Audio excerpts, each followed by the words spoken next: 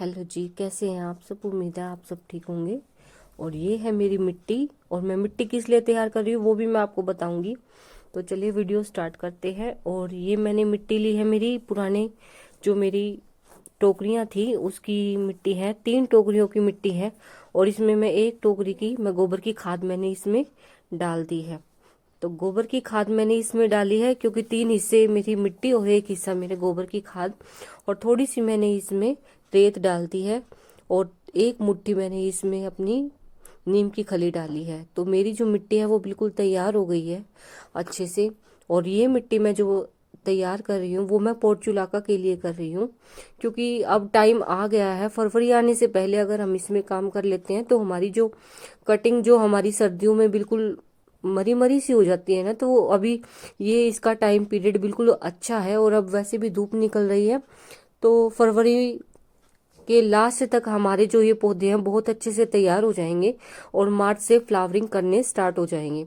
तो ये देखिए, अगर आपने भी नहीं की है तो अभी से आप अपने पोर्चुलाका के फ्लावर्स की तैयारी कर सकते हैं। तो मैंने तो अपनी तैयारी स्टार्ट कर दी है, आप भी अपनी तैयारी स्टार्ट कर ले। और वैसे भी पोर्चुलाका और पर्सलिन जो हमारे फ्लावर्स होते हैं इनमें भर भर के फ्लावर्स आते हैं, तो हमारा गार्डन इनके बिना अधूरा है। अगर पोर्चुलाका नहीं लगा है तो क्या लगाया।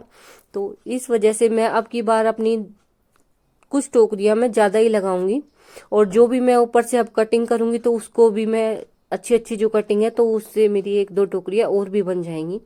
तो इस तरह से मैंने अपनी जो टोकरी थी वो सारी खाली कर दी थी, और 3 दिन धूप लगाने के बाद फिर मैंने इसमें अपनी गोबर की खाद और जो भी मैंने इसमें मिलाया है तो वो मैं अपनी सारी टोकरियां अपनी इकट्ठी कर लूंगी। और अब हमें इसका क्या करना है ये देख सकते हैं आप। हम ऊपर से इसकी जो कटिंग है वो कर देंगे। सभी में हमको इसी तरह से अपने जो कटिंग है वो इस तरह से करेंगे तो हमारी जो ब्रांचेस है वो काफी सारी ब्रांचेस हो जाएंगी, और जो कटिंग है वो भी हमारी अच्छे से चलेंगी। तो नीचे से हमारी जड़ा पौधा तो हमारा नहीं मरेगा, लेकिन बहुत ही अच्छा हमारा फरवरी के लास्ट तक हमारा जो ये टोकरी है बहुत अच्छे से भर जाएगी। अभी इसमें पत्ते एक दो है नहीं दिख रहे हैं, तो जो भी हमारी डेड हेडिंग है ना वो मैं इसको अभी से निकाल दूंगी और अच्छे से इसको रिपोर्ट कर दूंगी। तो इस तरह से हमारी जो गार्डन है तो गर्मियों की तैयारी हमारी स्टार्ट हो जाएगी। और पोर्चुला का जो फ्लावर है इस फ्लावर्स के बिना, इस प्लांट के बगैर हमारा जो गार्डन है वो गार्डन गार्डन ही नहीं है। अगर ये नहीं लगाया तो क्या लगाया। तो इस तरह से मेरी जो टोकरियां हैं वो काफी सारी हो गई हैं, और अब मैं इसको भर भर के फटाफट से इसमें लगा लूंगी। मेरे पास 2 टोकरियां हैं पर्सलेन की, तो 2 से मैं अपनी 4 टोकरियां पर्सलेन की लगाऊंगी। मेरे पास 2 कलर है पर्सलेन में, एक रेड कलर है और एक मेरा येलो कलर है। तो दोनों ही टोकरियों की मैं 2-2 अपनी टोकरी बना लूंगी। और पर्सलेन है, पर्सलेन के भी मेरे पास 3 से 4 कलर है, वाइट और पिंक। पिंक मेरे पास 2 कलर है, एक बेबी पिंक है और एक मेरे पास रानी जो कलर में होता है वो है।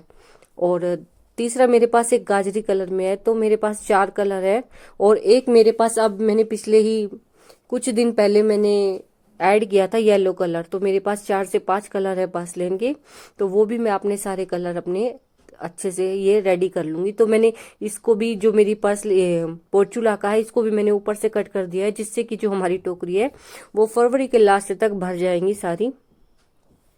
तो मैं अपनी इस तरह से अपनी टोकरी तैयार करती हूँ। आप किस तरह से करते हो कमेंट में जरूर बताइएगा। और पोर्चुलाका का जो टाइम पीरियड है वो अभी है। अगर अभी से हम इसकी तैयारी नहीं करेंगे तो फिर बाद में फ्लावर्स तो इसमें आएंगे लेकिन वो थोड़ी लेट आएंगे। और अगर हम पहले से तैयारी कर लेते हैं तो हमारा गार्डन हरा भरा हो जाएगा। और इस टाइम में जो हमारा गार्डन होता है वो काफी थोड़ी सी कम ही होते हैं, हमारे जो फ्लावर्स होते हैं वो कम होते हैं। सर्दियों का जो जो हमारे फ्लावर्स है वो अब हमारे कम खिलने स्टार्ट हो जाएंगे। तो हमें इस तरह से अगर हम पहले से ही हम अपने गार्डन की तैयारी कर लेंगे तो हमारे गार्डन में फ्लावर्स की कमी नहीं होगी। तो इस तरह से मैं तो अपने गार्डन की तैयारी कर रही हूँ, और मैंने अपनी टोकरियां भी तैयार कर ली हैं। हाँ, ये है कि मैं टोकरियां बाजार से पोट वगैरह नहीं खरीदती हूँ। जो भी है मेरी मैं कबाड़ का ही यूज कर रही हूँ इसमें। आपको मेरा कबाड़ कैसा लगा ये भी बताइएगा।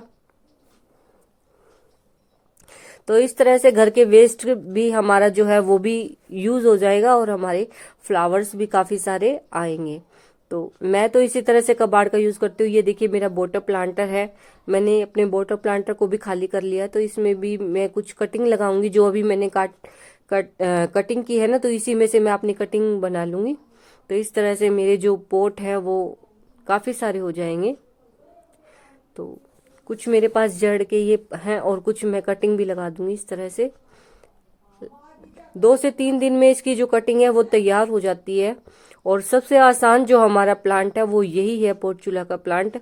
इसकी कटिंग आप कितनी भी लगाओ, और अगर हम इसकी कटिंग करते रहेंगे तो ये जो प्लांट है ये दिखेगा भी नहीं, हमारा पोट दिखेगा भी नहीं, इतना भर जाएगा।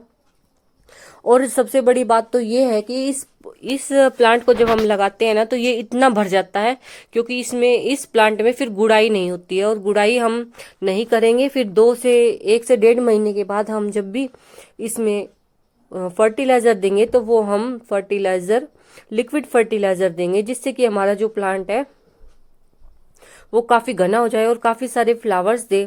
तो इस प्लांट की हम गुड़ाई नहीं कर सकते, क्योंकि हर प्लांट की गुड़ाई हो जाती है, बस इसकी नहीं होती है। क्योंकि ये जो प्लांट है ना, अगर हम 2 इसकी शाखा लगाएंगे ना तो 2 से इसकी कम से कम भी 20 जो शाखा बन जाएगी। इसमें जगह नहीं होगी हमारी गुड़ाई करने की।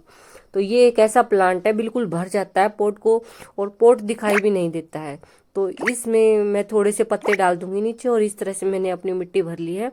और मिट्टी हम सबसे पहले जो हम बात ये है कि हमें जो मिट्टी है ना, हमें वो बहुत ही अच्छी बनानी है।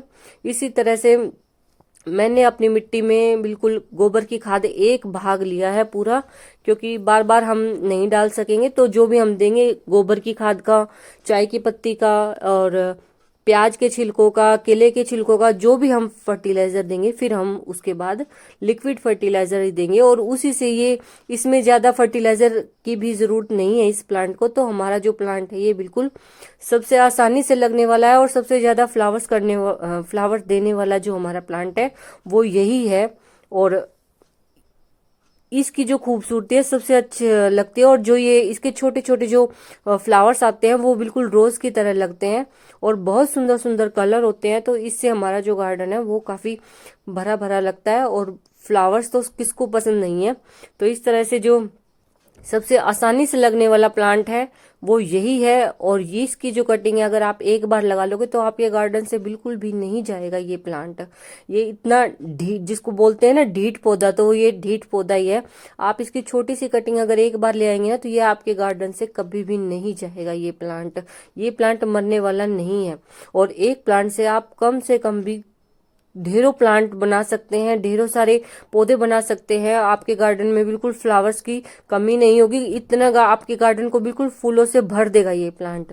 तो अगर आप अभी तक आपने ये प्लांट नहीं लगाया है और इसकी केयर नहीं किया, और हाँ, इस केयर की भी इसकी ज्यादा वो नहीं है, बस इस प्लांट को हम धूप में रखेंगे, बस इसको धूप चाहिए 4 से 5 घंटे की, तो आपके गार्डन से फ्लावर्स कभी भी खत्म नहीं होंगे। तो आपको मेरी वीडियो कैसी लगी